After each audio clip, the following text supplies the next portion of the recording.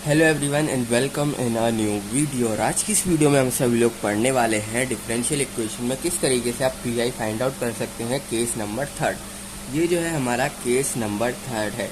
इससे पहले हमने दो केस यहाँ पर डिस्कस कर लिया। एक में क्या होता है, हमारे पास वेरिएबल टाइप्स होते हैं जैसे कि ई टू द पावर समथिंग, वो हमारा आता है केस नंबर वन में।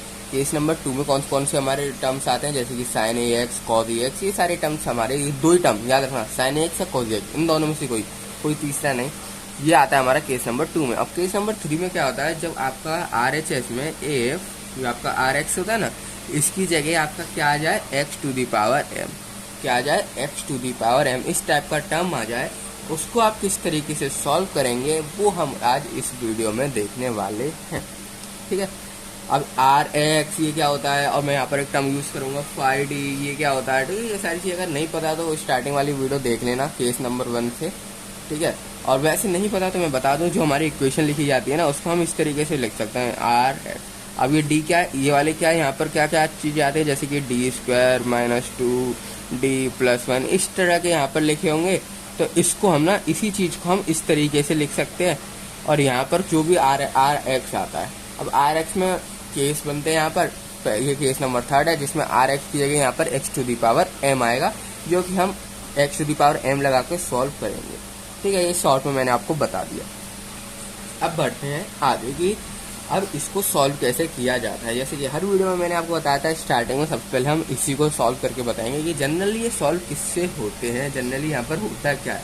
सबसे पहले आपको क्या करना होता है, पीआई लिखने का तरीका जो होता है ना वो बिल्कुल सेम है। पीआई लिखने का जो तरीका होता है ना वो हमेशा हर केस में सेम ही होता है। क्या होता है, पीआई निकालने के लिए 1 में करते हैं फाइव डी को, और एक्स टू, और इधर क्या आता है आर एक्स है। अब आर एक्स क्या हमारे पास क्या है, x to the power m है, तो x to the power M.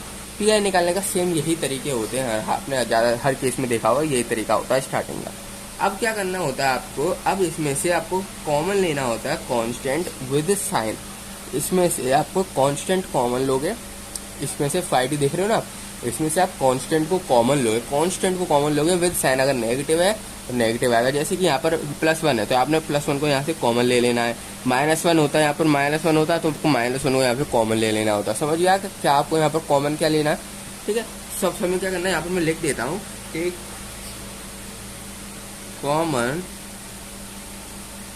Constant with sign.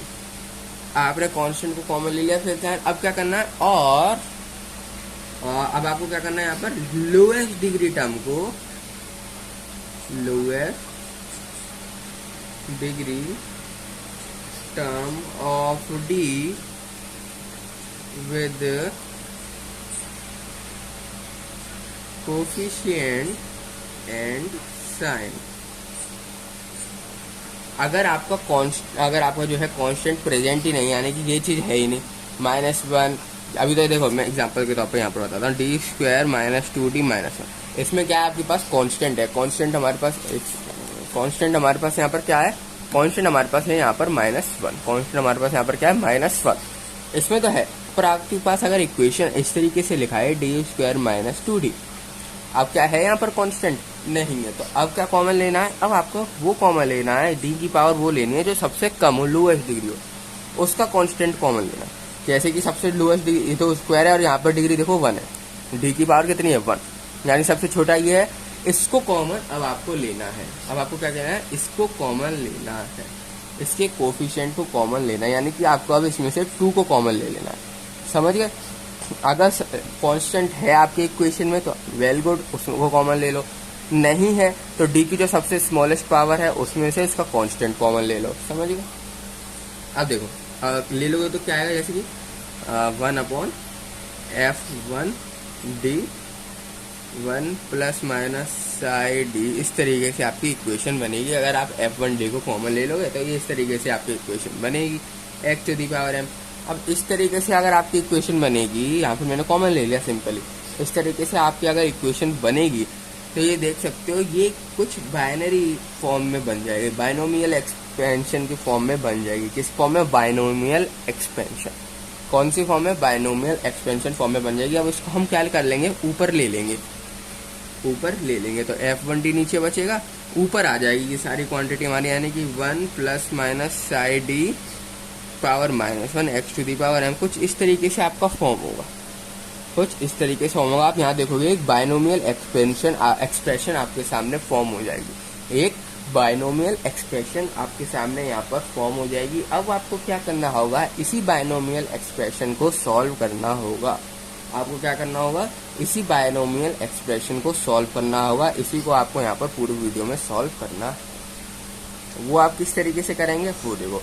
सबसे पहले अगर आपको बाइनोमियल एक्सप्रेशन को सॉल्व करना नहीं आता है, एक्सपेंड करना नहीं आता बाइनोमियल को, तो सिंपली मैं आपको बता दूं, अगर आपकी इक्वेशन जो होती है ना, अगर इस फॉर्म में हो लाइक 1 + α -1 इस तरह के फॉर्म में लिखी हुई है आपकी इक्वेशन यहाँ पर इस तरीके की। अब आप यहाँ पर क्या करोगे, सिंपली 1 - α + α² - α³ प्लस इस तरीके से आपका ये एक्सपेंड होगा।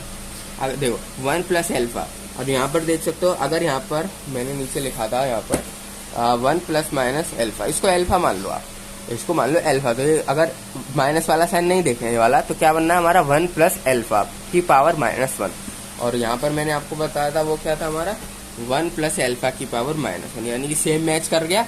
तो यहाँ पर ये वाला केस यूज होगा। पर अगर यहाँ पर क्या है, प्लस की जगह माइनस, प्लस की जगह माइनस, जैसे कि यहाँ तो प्लस था, अब मैं प्लस को छुपा देता हूँ, एक ही साइन तो आएगा एक टाइम पे, दोनों तो आएंगे नहीं।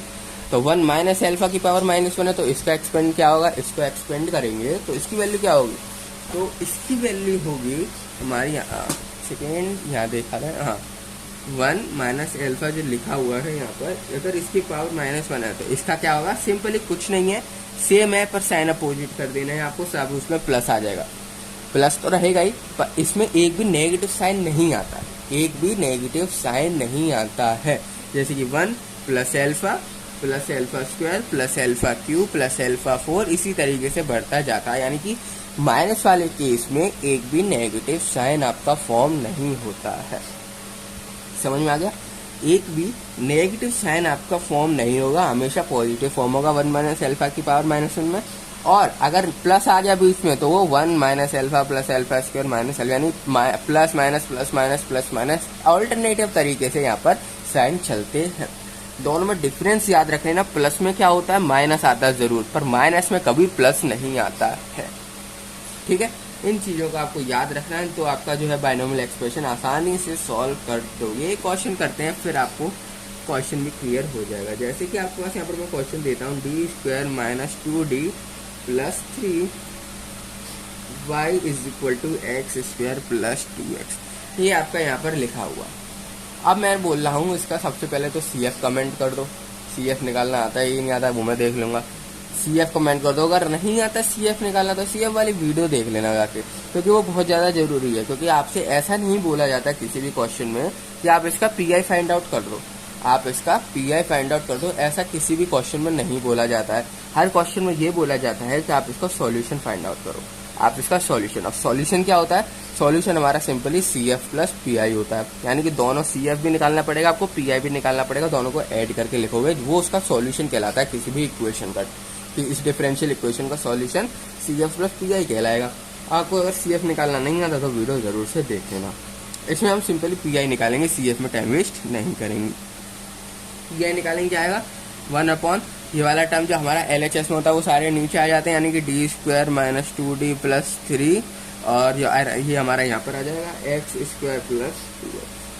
ठीक है, अब मैंने आपको बताया था सबसे पहले स्टेप हमारा क्या होने वाला है, हम कांस्टेंट को कॉमन ले लेते हैं, हम कांस्टेंट को कॉमन ले लेंगे। जो भी हमारा कांस्टेंट होगा ना इसके अंदर, कांस्टेंट क्या आप बताओ, कांस्टेंट विद साइन याद रखना, प्लस का 3 है तो +3 को हम क्या कर लेंगे, बाहर की साइड खींच लेंगे, कॉमन ले लेंगे। तो 1/, इसको 3 को मैंने यहाँ से कॉमन ले लूंगा, हमारे यहाँ पर क्या बचेगा 3 आ जाएगा। तो सिंपली क्या बचेगा, d² - 2d देखो दोनों के नीचे 3 आएगा तो मैं एकदम एक ही उसमें 3 लिख देता हूँ।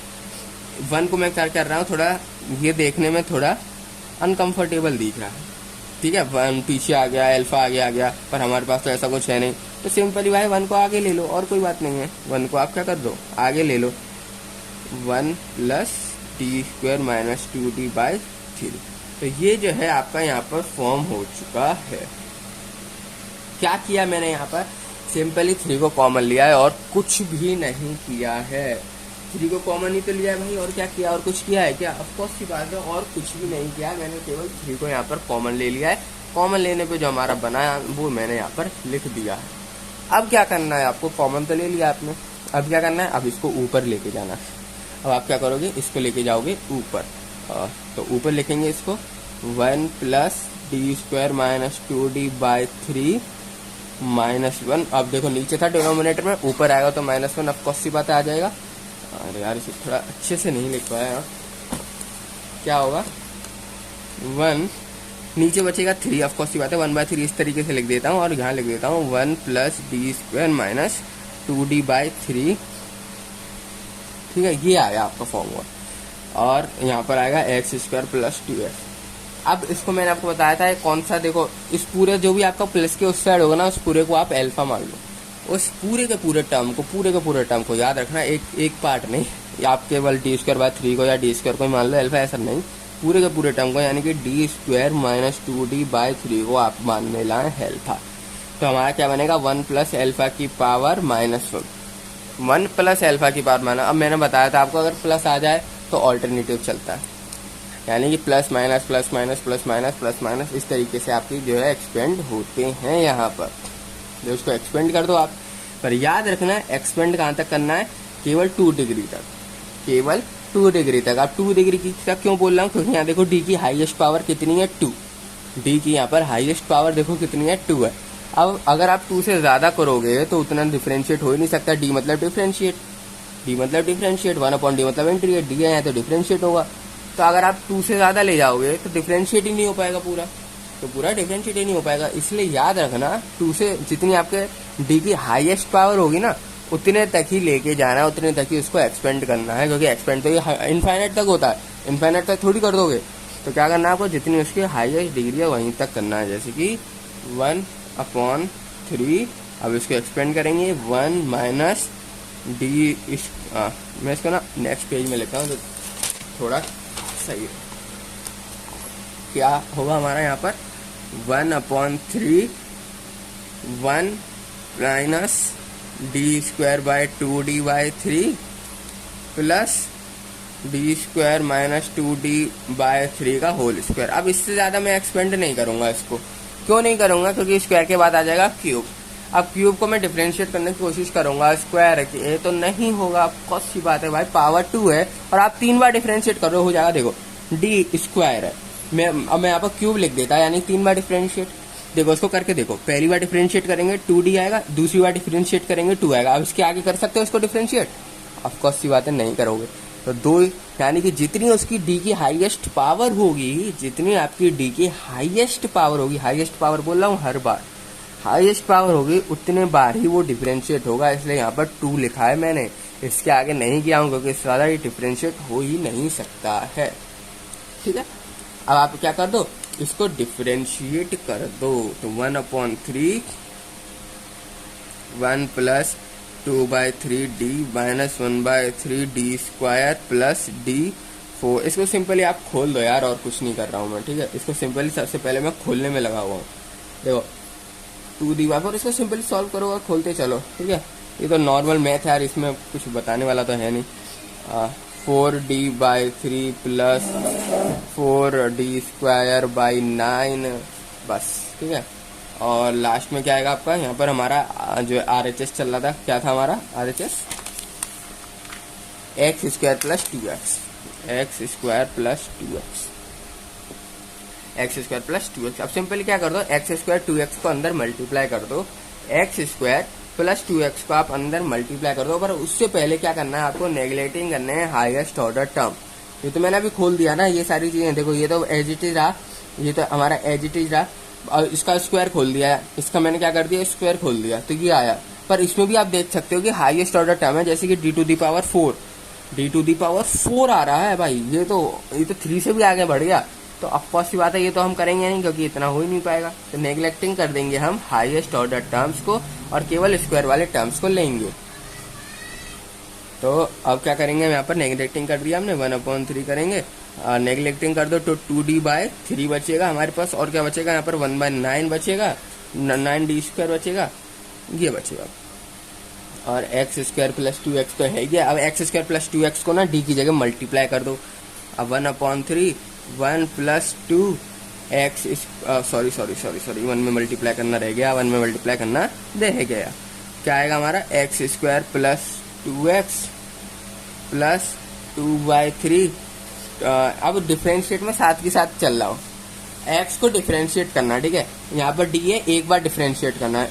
एक्स स्क्वायर का डिफरेंशिएशन बोलो क्या आएगा, एक्स स्क्वायर का 2x आएगा, 2x लिख दिया, प्लस 2x से डिफरेंशिएशन 2। सिंपली मैं डिफरेंशिएट करते चला हूँ, मैं क्यों एक लाइन बढ़ाऊँ यार, ठीक है। समझ में तो आ रहा होगा ना कर क्या रहा हूँ, मैं डिफरेंशिएट करूंगा, इस वाले टर्म का डिफरेंशिएट करता हुआ चलूंगा। इसकी वैल्यू सिंपली मैं यहाँ पर पुट करता जाऊंगा, डिफरेंशिएट करता जाऊंगा। अब स्क्वायर है, इसको अब मैं करूंगा 2 बार डिफरेंशिएट, इसको करूंगा मैं अब 2 बार डिफरेंशिएट, यानी कि प्लस 1/9। इसको कर दो 2 बार डिफरेंशिएट, क्या आएगा आपका आंसर 2x आएगा। पर इसको मैं एक और बार डिफरेंशिएट करूंगा तो x भी चली जाएगा, यानी कि 2, क्योंकि यहाँ तो देखो एक बार डिफरेंशिएट करूंगा तो यही टर्म वापस आएगा 2x प्लस 2। और एक और बार डिफरेंशिएट करूंगा तो कांस्टेंट तो गया, ये भी नहीं बचेगा, और x का बचेगा 2, तो खाली 2 ही बचेगा डिफरेंशिएट करने में। तो इतना बचा मेरा।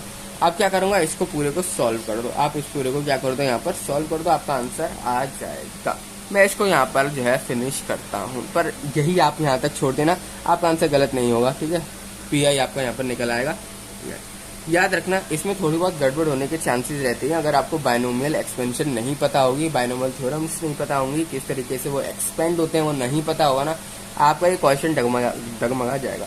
याद रखना मेन टर्म मैं जो मेन बता रहा हूँ यहाँ पर क्लाइमेक्स सीन हो जाता है असली, कि आप यहाँ पर इसको हाईएस्ट ऑर्डर टर्म पे भी ले लोगे। अब बताओ यहाँ पर इसके आगे क्या डिफरेंशिएट करोगे, 0 आ जाएंगी वैल्यू। अगर एक 0 आ गई तो पूरा का पूरा टर्म 0 हो जाएगा, पूरा का पूरा टर्म 0 हो जाएगा। इसलिए याद रखना आपको क्या करना है, जितने आपका डी की हाईएस्ट पावर होगी ना, यहाँ पर ये जो आपने लिखा ना डी की हाईएस्ट पावर नीचे वाले टर्म में, यानी कि इसमें कहांगे हमारी इक्वेशंस में डी की जितनी हाईएस्ट पावर होगी उतने बार ये डिफरेंशिएट होगा, उतने बार आपको बायनोमियल थ्योरम को खोलना है। देखो इसलिए यहाँ पर मैंने 2 के बाद 3 पे नहीं ले गया, मुझे पता है भाई 3 पे ले जाऊंगा तो ऑफकोर्स बात है 0 होगा, और आगे हो ही नहीं सकता ये, और आगे हो ही नहीं सकता डिफरेंशिएट, इसलिए उसके आगे मैं नहीं लेके जाऊंगा। और यहाँ पर जब आप इसको खोलोगे, इन टर्म्स को भी आप जब ओपन करोगे ना तो डी टू दी पावर 4 ही बड़े बड़े टर्म्स भी आएंगे, तो इनको भी आपको नेग्लेक्ट करना पड़ेगा। पी आई का केस 4 जिसमें हमारा जो आर होता है ना, आर एक्स, जब हम पहले क्या पुट कर रहे थे, आर की जगह साइन कॉज एंड वेरिएबल वाले टर्म्स को पुट कर रहे थे, पर इस बार जो है आर एक्स की जगह हम पुट करेंगे e to the power ax dot v। अब यहाँ पर v क्या है, मैं ले लेता हूँ where v is equal to e to the power bx। जो v है यहाँ पर e to the power bx है, या फिर साइन bx है, या फिर cos bx है, या फिर x to the power m। जो v है ना यहाँ पर इनमें से कुछ भी हो सकता है। जो आपका यहाँ पर v है ना, इसमें v पे हम क्या पुट कर सकते हैं, कुछ भी पुट कर सकते हैं। चाहे तो हम e to the power bx put कर दें, साइन bx पुट कर दें, cos bx पुट कर दें, या x to the power m put कर दें, हम कुछ भी पुट कर सकते हैं इनमें से। अब इसको सॉल्व किस तरीके से करना है वो देखो, पी आई हम निकालेंगे किस तरीके से डिफरेंशियल इक्वेशन में वो देखो। सबसे पहले पी आई निकालने का वही सेम तरीका जो हम हर उसमें करते हैं। क्या करते हैं, 1/5d e to the power ax dot v। अभी 5d क्या है यहाँ पर, 5d सिंपली मैंने आपको बताया था जो हम डिफरेंशियल इक्वेशन होती है हम उसको लिखते हैं, जैसे लिखा जाएगा d² माइनस 2d माइनस 1, ठीक है, y is equal to R x, ठीक है, इस तरीके से लिखा जाता है। पर जो हम ये होता है ना, इसको हम किस तरीके से लिख सकते हैं, 5d भी लिख सकते हैं, इसको हम किस तरीके से लिख सकते हैं, 5d और आर एक्स। तो यही जो 5d है ना, ये कुछ और नहीं, यही डी वाले टर्म्स हैं। तो 1/, ये डी वाले हमने टर्म्स यहाँ पर लिख दिए, डी वाले जो टर्म्स थे हमने वो यहाँ पर नोट कर दिया। इसके बाद आता है e to the power ax dot v, और v की जगह क्या होगा यहाँ पर, v की जगह आप कुछ भी आ सकता है, यहाँ पर e to the power bx हो, साइन bx हो, cos bx हो, या x to the power m हो। पर जो e to the power ax है ना, ये चीज़ ये हमेशा सेम ही रहता है, ये चेंज नहीं होता है, ये वाला टर्म चेंज नहीं होता। अब आपको क्या करना है यहाँ पर, अब सिंपली कुछ नहीं, जो आपका d है ना यहाँ पर d, आप d को करना होगा replace d by d plus a। जो ये है ना, इससे आपको रिप्लेस करना होगा d को, जो d है ना। अब जो आपने ये इस तरीके से इक्वेशन लिखी हुई है यहाँ पर, like d² minus 2d minus 1। अब तो डी को आपको रिप्लेस कर देना है, जो e to the power a x है ना, ए की यहाँ जो ए होगा उससे रिप्लेस करना है। अब ए में यहाँ पर 1 हो, 9 हो, 2 हो, 6 हो, कुछ भी हो वो आपको यहाँ पर रिप्लेस करना है। किस तरीके से होगा, डी प्लस ए होल स्क्वायर। अभी तो यहाँ ए है ना, अभी तो देखो एक्स का कोफिशिएंट क्या है यहाँ पर, ए, इसीलिए यहाँ पर मैंने क्या किया, डी प्लस ए का होल स्क्वायर। अगर एक्स का कोफिशिएंट यहाँ पर 8 होता तो डी प्लस 8 का होल स्क्वायर। सिंपली डी को रिप्लेस कर दो डी प्लस जो एक्स का यहाँ पर कोफिशिएंट हो उससे, ठीक है। इतना रिप्लेस करने के बाद जितना आपका इतना रिप्लेस हो गया, अब क्या करना है, अब सिंपली वो ये जो हमने पुराने मेथड लगाए थे ना सॉल्व करने के, वही मेथड आपको लगाने हैं इन सबको सॉल्व करने के लिए। जो हमने पुराने मेथड जो हमने पुराने केस डिस्कस किए थे ना, वही केस यहाँ पर अब यूज होने वाले हैं। जैसे कि एक क्वेश्चन का मैं एक क्वेश्चन लेते हैं जिससे उससे समझ के देखते हैं। क्वेश्चन है हमारे पास, D square minus 3d plus 2y is equal to x e to the power 3x plus sine 2x। ये आपका यहाँ पर लिखा हुआ, ठीक है, ये चीज आपकी यहाँ पर लिखी हुई है। अब आपको क्या करना है, सिंपली यहाँ पर इसको पी निकालना है, जैसे मैंने आपको बताया। पर याद रखना यहाँ पर देखो ये चीज जो है यहाँ पर इसको सेटिस्फाई कर रही है, ये वाली टर्म्स को। पर जो हमारा साइन 2x है, साइन 2x, ये किस तरीके से यूज होगा वो देखो।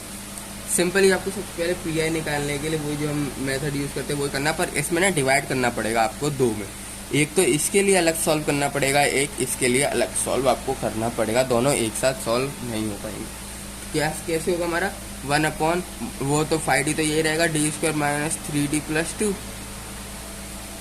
और अब क्या आएगा यहाँ पर x e to the power 3x plus, अब प्लस लगा के लिख दो, चाहे आप इसको PI1 कह दो, ठीक है। इसको पहले सॉल्व कर लो, फिर PI2 कह के दूसरे को सॉल्व कर लो, दोनों को ज्वाइन कर लो, कुछ भी कर लो। पर मैं क्या करने वाला हूँ यहाँ पर, एक एक करके सॉल्व करने वाला नहीं हूँ, एक एक करके सॉल्व नहीं करूँगा, ठीक है। तो इसको मैं एक साथ लिख देता हूँ, PI हमारा यहाँ पर लिखा हो जाएगा D square minus 3d plus 2 sine 2x, ठीक है। दो अलग अलग तरीके से, मतलब दो अलग अलग बना के सॉल्व करना है हमें। इसको मैं I1 मान लेता हूँ यहाँ पर, इसको मैं I2 मान लेता हूँ यहाँ पर। दोनों को एक साथ सॉल्व करते चलूंगा प्लस लगा के, इसमें कुछ और चलेगा, इसमें कुछ और चलेगा, तो क्या होगा, थोड़ा सा कंफ्यूजन क्रिएट हो जाएगा, जिसकी वजह से यहाँ पर हमारा जो सॉल्यूशन है वो सही से नहीं हो पाएगा। आपको 5 सेकंड देता हूँ, आपको क्या करना है, सिंपली इसका PI निकाल के बताना है। बहुत सिंपल है, PI निकालना, PI निकाल के बताओ।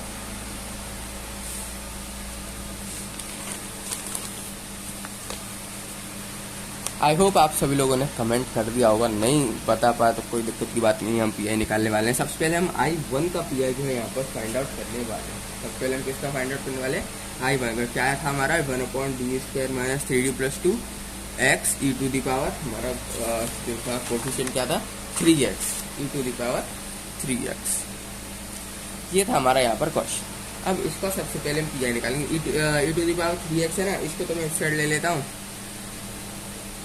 1 upon D square minus 3d plus 2, और यहाँ पर आ जाएगा हमारा x। अब सिंपल मैंने आपको बताया था कि जो हमारा d है ना, इसको हमको रिप्लेस करना पड़ेगा, किससे, d को रिप्लेस करेंगे d प्लस a। अब a में यहाँ पर देख सकते हो 3 है, e टू दी पावर जो भी x होगा ना, x का जो कोफिशिएंट होगा वही चीज़ हमको यहाँ पर यूज़ करनी है, वही चीज़ हमको यहाँ पर यूज़ करनी है। तो सिंपली d को रिप्लेस कर दो, यहाँ पर लिख देता हूँ replace d by D plus 3 से पूरे इसको रिप्लेस कर दो। क्या बनेगा हमारा 1 upon e to the power 3x को तो मैं ले लेता हूँ बाहर, 1 अपॉन अब डी प्लस 3 का whole square minus 3d plus 3 plus 2x।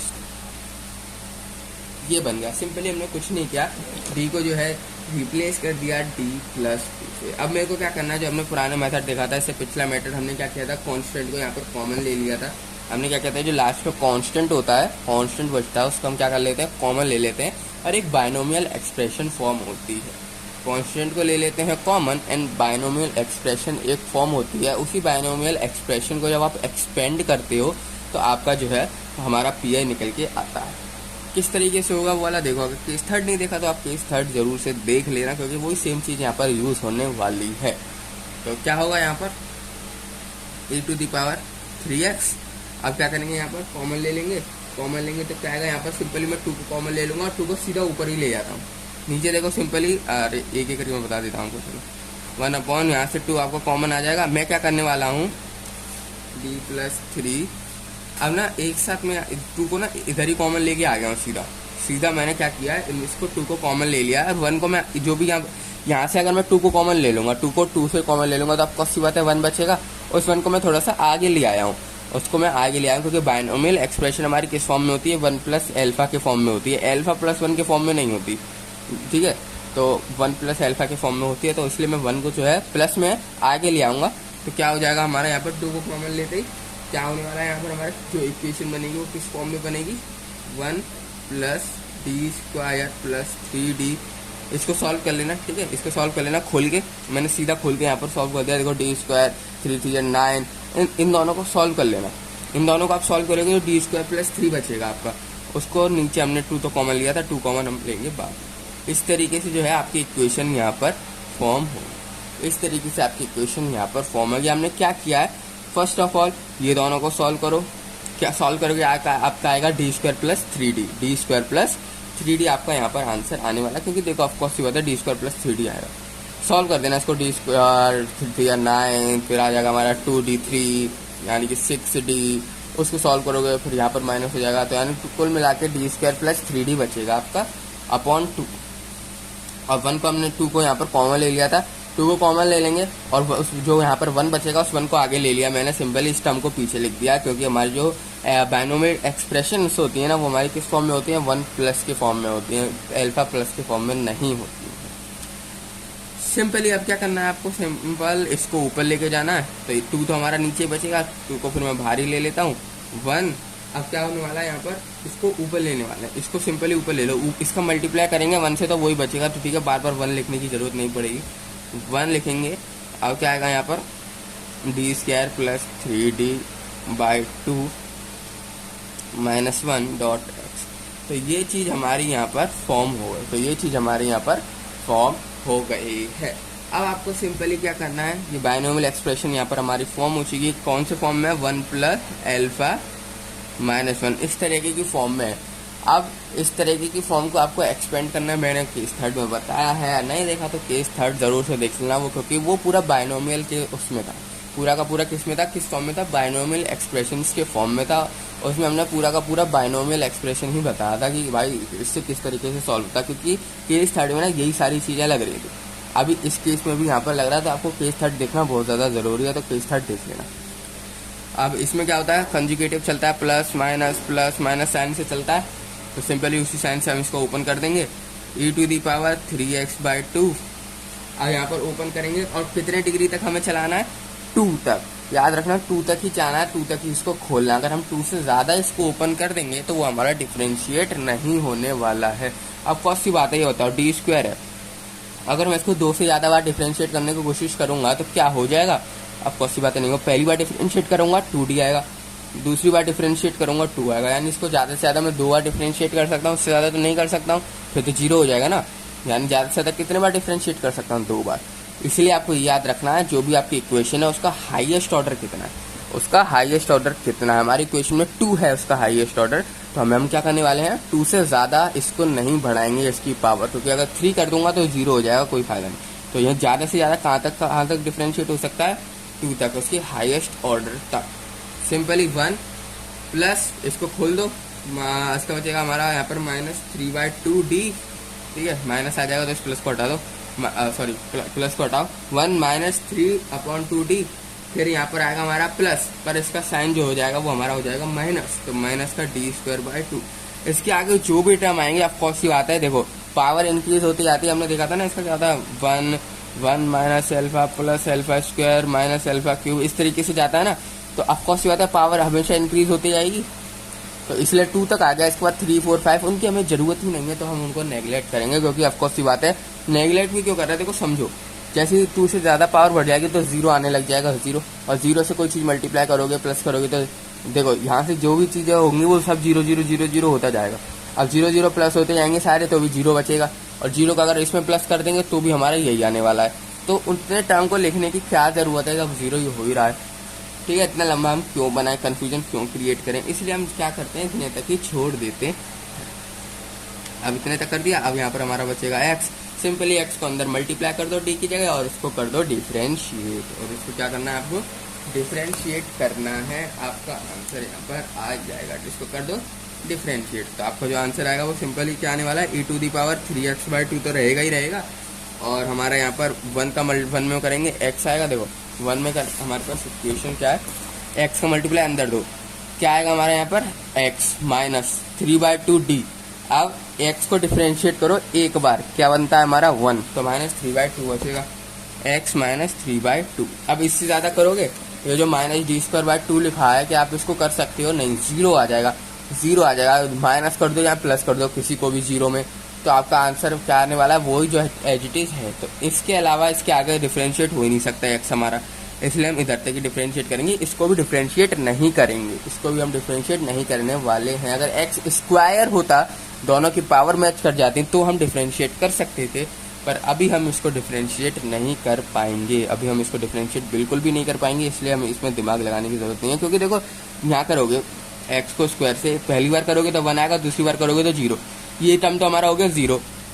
अब 0 को किसी से प्लस कर दो चाहे माइनस कर दो, आंसर वही आएगा जो वो टर्म है, यानी कि यही। तो इसलिए हम यहाँ तक छोड़ रहे हैं, सिंपल बात।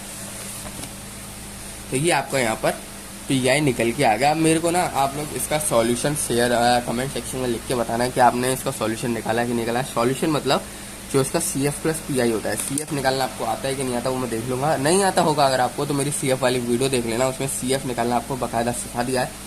तो इस वीडियो में इतना ही, मिलते हैं आप सभी लोगों से नेक्स्ट वीडियो में।